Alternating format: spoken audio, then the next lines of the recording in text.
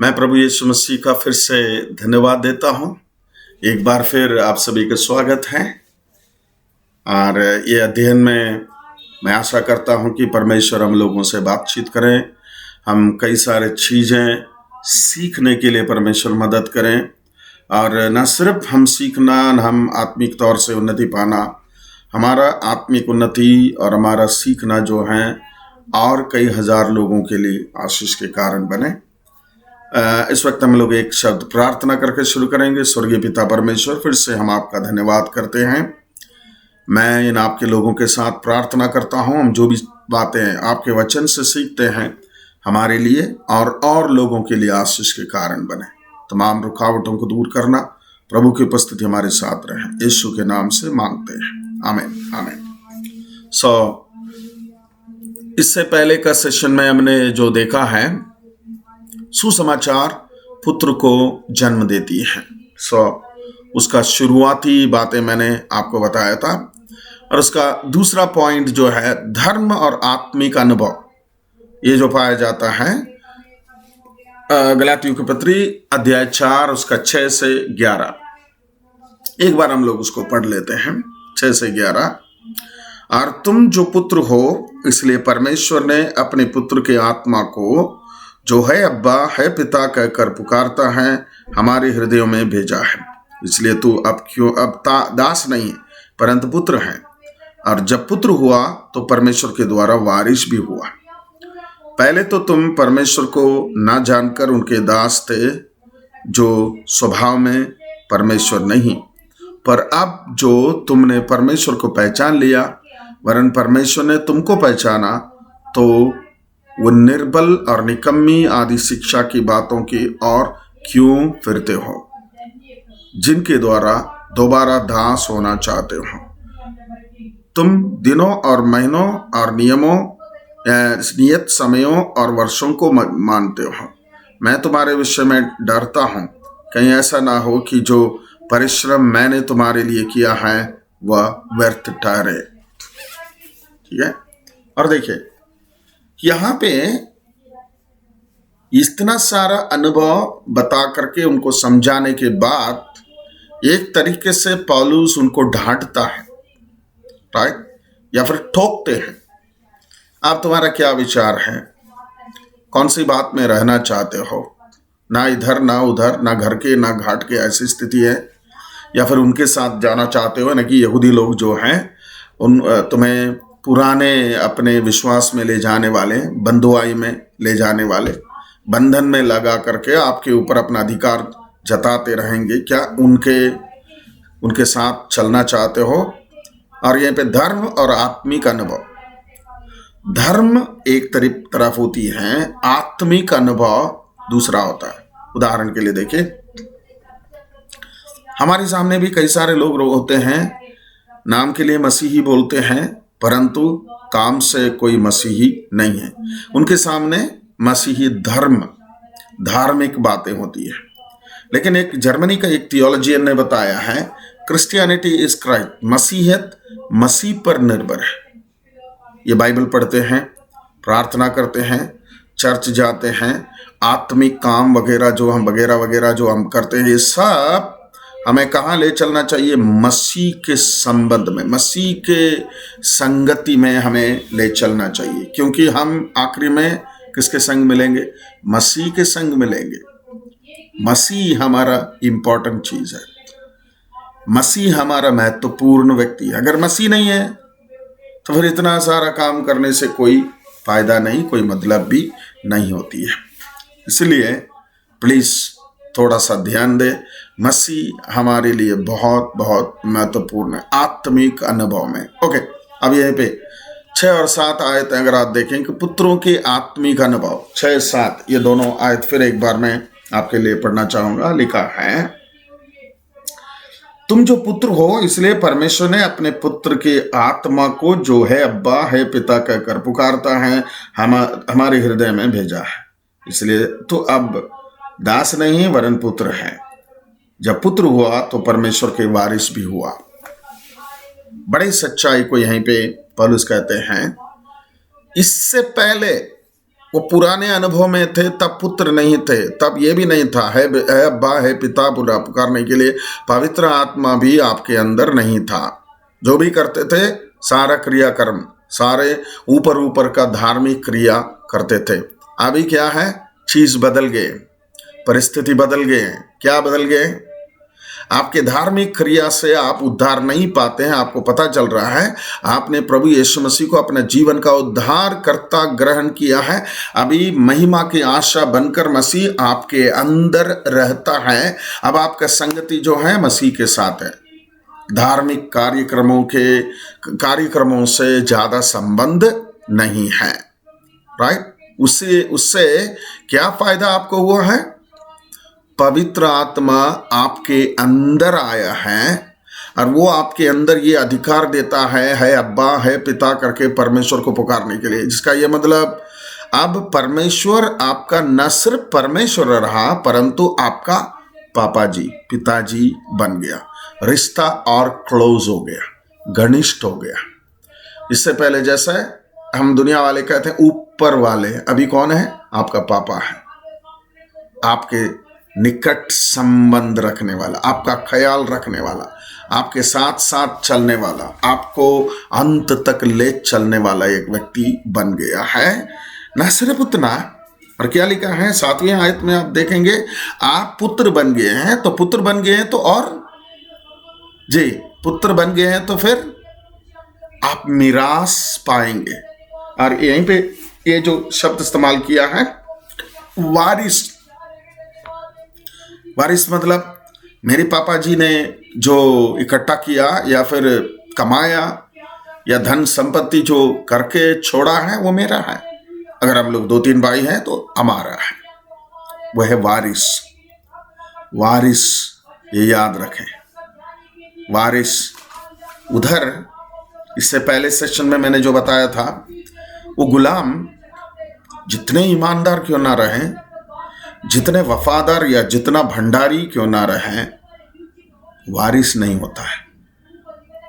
इसका मतलब व्यवस्था पालन करके जो धर्मी ठहरने के लिए जो कोशिश करते हैं, परमेश्वर के वारिस नहीं बन सकते हैं, क्योंकि वो बनने नहीं देता है, क्योंकि नियम ऐसा ही है। लेकिन परमेश्वर ने सेंतमेंट में हमसे प्रेम किया है, हमारी योग्यता ना देखते हुए, हमारे काबिलियत ना देखते हुए हमसे प्रेम किया है और उसके बाद हमें अपने ही वारिस बनाया।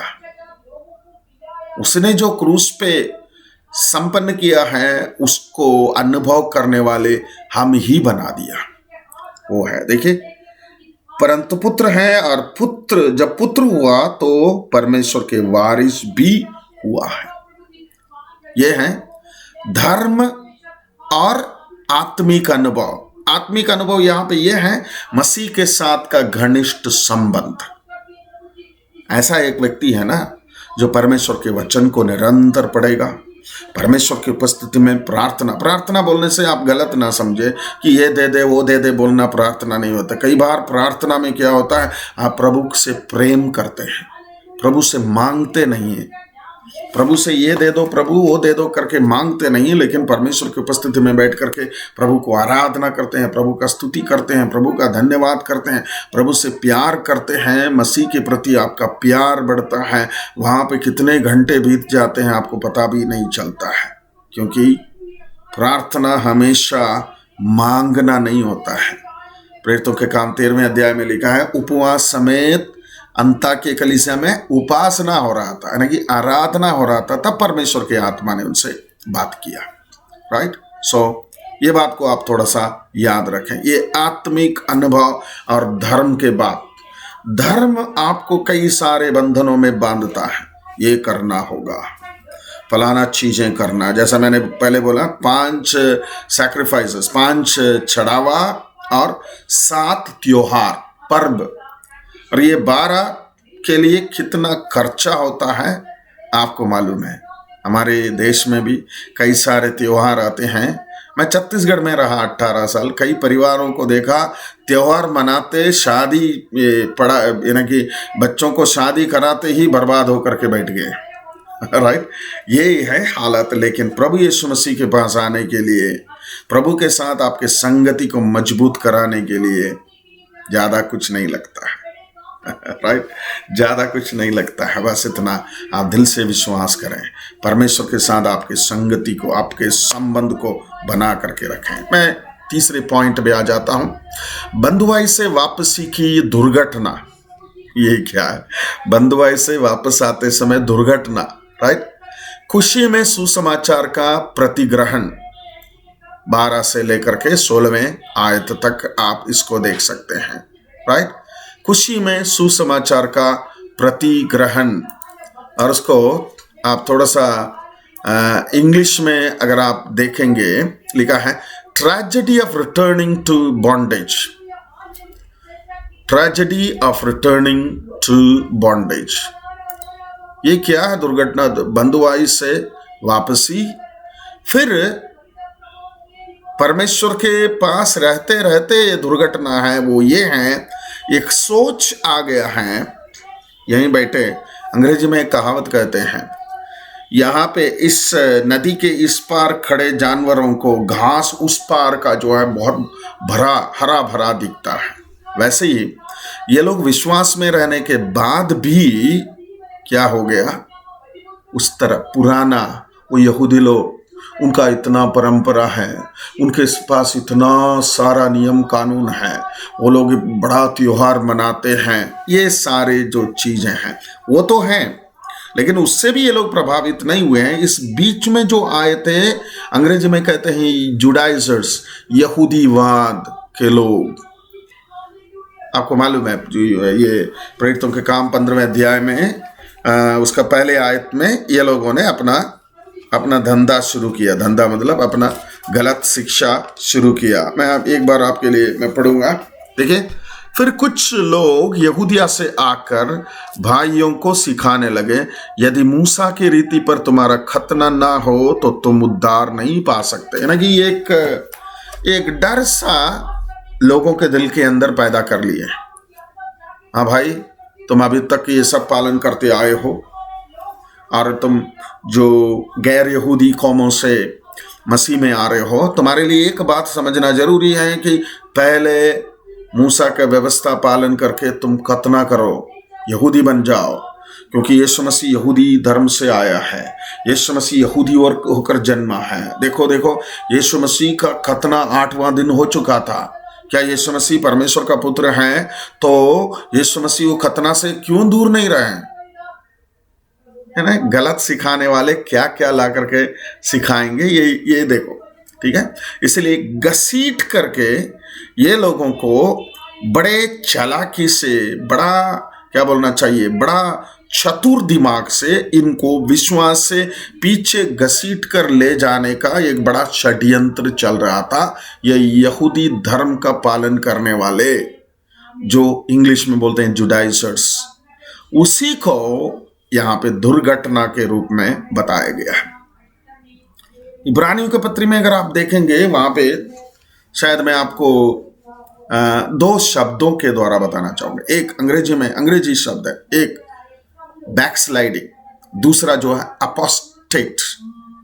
Right, backslider and apostate. Backslider का ये मतलब होता है 1-2 दिन प्रार्थना नहीं किया, 1-2 दिन बाइबल नहीं पढ़ा, थोड़ा सा चारों तरफ के परेशानी की वजह से परेशान रहा, वो फिर से प्रभु में वो कायम हो सकता है, प्रार्थना में बलवंत हो सकता है, वचन में बलवंत हो सकता है, प्रभु के लिए काम आ सकता है।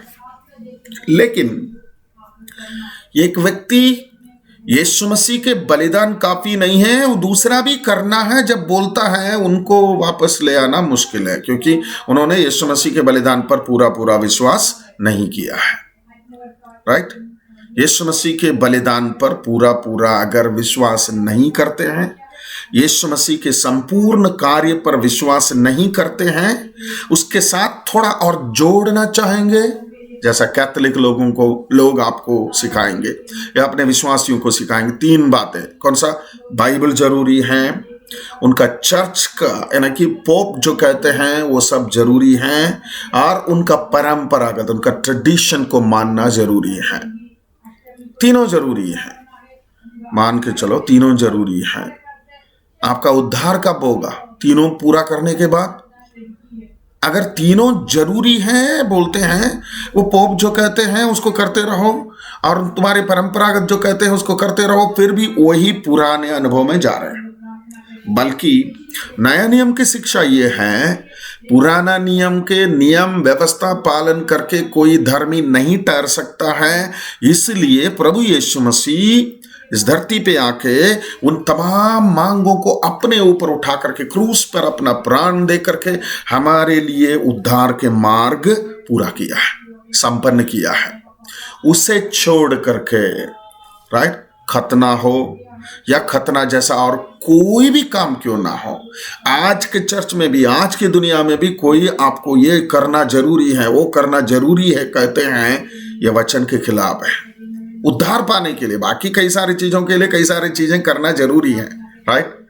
हेलो, शादी करने के लिए कम से कम, चर्च में शादी करने के लिए कम से कम बपतिस्मा लेना जरूरी है, लेकिन उद्धार पाने के लिए क्या है, यीशु मसीह का संपूर्ण काम बाकी है। उसके अलावा ये गलातियों में जो यहूदी लोग जो शिक्षा देते थे, गलत शिक्षा, वैसी शिक्षा आज भी चारों तरफ फैल रही है। आप थोड़ा सा ध्यान दीजिए। इसको वापसी की दुर्घटना के रूप में बताई गई है और पौलुस वहां अच्छी तरीके से बताते हैं। आप आराम से चौथा अध्याय उसका 12 से लेकर के 20वें आयत तक आराम से थोड़ा सा टाइम लेकर के, शायद एक बार पढ़ने से समझ में नहीं आएगा, 4 बार पढ़ें, 5 बार पढ़ें, एक एक वचन करके टाइम ले करके पढ़ें, राइट। यहूदियों का उद्देश्य और प्रेरक उद्देश्य क्या था, इनको घसीट करके ले जाना है, पीछे ले जाना है, मसीह के साथ जीने नहीं देना, मसीह के व्यक्तिगत अनुभव इनके अंदर नहीं बनना चाहिए। ये उनका मकसद था, ठीक है। ये सही मकसद नहीं था। पौलुस यहीं पे कहते हैं सही मकसद नहीं था। तुम्हें परमेश्वर के अनुग्रह से गिराने का मकसद था, प्रभु के प्यार से दूर ले जाकर के तुम्हारे जीवन को बर्बाद करने का मकसद था। और लास्ट पॉइंट जो है उसमें चौथा पॉइंट, बंधुआई या स्वाधीनता। ये जो है चौथा अध्याय उसका 21 से लेकर के 31 तक आप देख सकते हैं। अंग्रेजी में बॉन्डेज और फ्रीडम, बंधुआई चाहिए और स्वाधीनता चाहिए। बंधुआई बोलेंगे मसीह को जानने के बाद भी, उद्धार पाने के बाद भी, या मसीही होकर जीने के बाद भी नियम कानून पालन करके हम परमेश्वर के सामने धार्मिक ठहरेंगे करके एक सोच है ना, वो बंधुआई है, बंधन है। अगर आप देखेंगे इसी प्रकार, अगर आप देखेंगे कई सारे मसीहियों के जीवन में ये बंधन है या बंधन में पड़े हैं। स्वतंत्रता कहां पे होती है, मसीह में होता है। वो 5वें अध्याय उसके पहले आयत में, ये सब खत्म होने के बाद ये देखिए, मसीह ने स्वतंत्रता के लिए हमें स्वतंत्र किया है, अतः इसमें स्थिर रहो और दासत्व के जुए में फिर से न जूतो। बस फ्रीडम, बॉन्डेज, स्वतंत्रता, बंधुआई, कौन सा चाहिए चुनना है। और यहीं पे 21 से 31 तक हम एक बार थोड़ा सा ऊपर से पढ़ लेंगे क्योंकि जरूरी है। और यहां पे 2 व्यक्तियों को वो सामना करते हैं, सारा और हाजिरा। सारा और हाजिरा। सारा कौन था, कौन थी, राइट, अब्राहम का पत्नी, यानी कि जायज पत्नी सारा। हाजिरा कौन, सारा के साथ उनके नौकरानी के रूप में दी हुई पत्नी की हेल्पर। जब सारा को संतान नहीं थे, शायद कुछ गलती हो गया, सारा ने बोला मेरे नौकरानी के पास जाओ, उसके द्वारा मेरा संतान बने रहे, राइट। वो जितने भी संतान होने पर भी, या जितने भी उसका संतान होने पर भी, वो कौन है, गुलाम की बेटा होता है। नौकरानी उन दिनों में अक्सर गुलामों को देते हैं, गुलामों को। अपने भाई बहन से कोई नौकरानी नहीं दिया जाता है। नौकरानी, नौकर मान के चलिए, डुलोस, बॉन्ड स्लेव, गुलाम वही होते हैं, राइट, वही होते हैं। सो यहीं पे दो व्यक्तियों को सामना खड़ा करके पौलुस कहते हैं, तुम जो व्यवस्था के अधीन होना चाहते हो, मुझे बताओ, क्या तुम व्यवस्था की नहीं सुनते? यह लिखा है कि अब्राहम के दो पुत्र हुए, एक दासी से और एक स्वतंत्र स्त्री से, राइट। दासी के पुत्र भी हैं, स्वतंत्र स्त्री का भी पुत्र है। परंतु जो दासी से हुआ वो शारीरिक रीति से जन्मा, और जो स्वतंत्र स्त्री से हुआ वो प्रतिज्ञा के अनुसार जन्मा। इन बातों में दृष्टांत है, ये स्त्रियों मानो दो वाचाएं हैं। एक तो सीनाई पहाड़ की, जिससे दास ही उत्पन्न होते हैं, और वह हाजिरा है। और हाजिरा मानो अरब का सीनाई पहाड़ है, और आधुनिक यरूशलेम उसके तुल्य है, राइट, क्योंकि वह अपने बालकों के समय दासत्व में है। पर ऊपर की यरूशलेम स्वतंत्र है, और वो हमारी माता है, क्योंकि लिखा है, हे बाज, तू जो नहीं जनती आनंद कर, तू जिसको पीड़ाएं नहीं उठती गला खोलकर जय जयकार कर, क्योंकि त्यागी हुई संतान सुहागिन की संतान से भी अधिक है भाइयों। पर हम इसहाक के समान प्रतिज्ञा की संतान हैं, और जैसा उस समय शरीर के अनुसार जन्मा है, आत्मा के अनुसार जन्मे हुए को सताता था, वैसे ही अब भी होता है। परंतु पवित्र शास्त्र क्या कहता है? दासी और उसके पुत्र को निकाल दे, क्योंकि दासी का पुत्र स्वतंत्र स्त्री के पुत्र के साथ उत्तराधिकारी नहीं होगा। इसलिए है भाइयों, हम दासी के नहीं परंतु स्वतंत्र स्त्री की संतान हैं। बस यहाँ पे पौलुस बातों को क्या बोलना चाहिए, निष्कर्ष में लेकर आते हैं। अब तुम्हारे तो सामने दो चुनाव हैं, वो दोनों चुनाव इसी प्रकार हैं। एक दासी है, दासी का बेटा है, जो व्यवस्था को पालन करते हैं, व्यवस्था पालन करके धर्मी ठहर के परमेश्वर की उपस्थिति में जाने का जो यत्न करते हैं, वो हाजिरा के समान है, वो हमेशा दासी ही रहेगी। दासी का प्रमोशन नहीं होती है, दासी के संतान पीढ़ी दर पीढ़ी वो दासी, क्योंकि वो बॉन्ड स्लेव, यूनानी शब्द आप तो देखेंगे जो क्या बोलना चाहिए डूलोस, उसका अर्थ है बॉन्ड स्लेव, ना कि बंधे हुए, उसके ऊपर एक नियम है, उसके ऊपर वो नहीं जा सकते हैं, स्वतंत्र नहीं है। सो आगे पौलुस कहते हैं, व्यवस्था के पीछे तुम जाना चाहते हो, व्यवस्था किसी को स्वतंत्र नहीं बनाता है, वो अपने ही बंधन में ही रखता है। व्यवस्था किसी को स्वतंत्र होकर के परमेश्वर का वारिस बनने के लिए अनुमति नहीं देती है, क्योंकि व्यवस्था जब आप मानना शुरू करते हैं, एक में भी गलती हो जाता है, फिर आप पूरा डिस्क्वालीफाई हो जाते हैं, फिर जीरो से शुरू करना पड़ता है। परंतु अनुग्रह कौन सा है? इसहाक का, वाचा का पुत्र, जो सारा के पुत्र, वो क्या है? मालिक का बेटा है, और डायरेक्ट वो कौन है? उसका वारिस है। हालांकि कुछ टाइम वो गुलाम के अधीन में रहे, लेकिन ये पुत्र है।